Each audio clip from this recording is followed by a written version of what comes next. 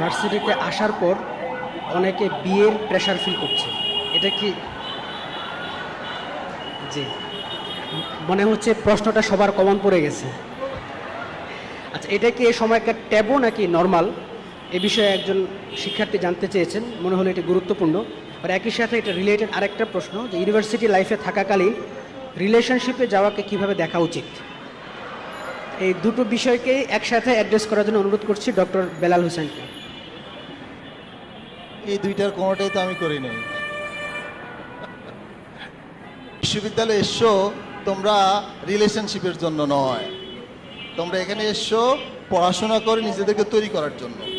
So main focus হচ্ছে আমার academic career, আমার পড়াশোনা। অতএব রিলেশনশিপের দিকে এই সময় যাওয়া কোনোভাবে উচিত হবে না।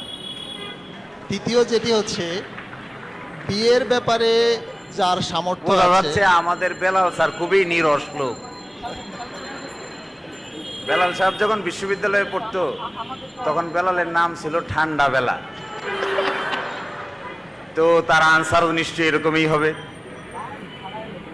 সেকেন্ড যে প্রশ্নটি করেছো যে এই সময় বিয়ে করবা কিনা, আসলে বিয়ের ব্যাপারে সুন্নাটা কি?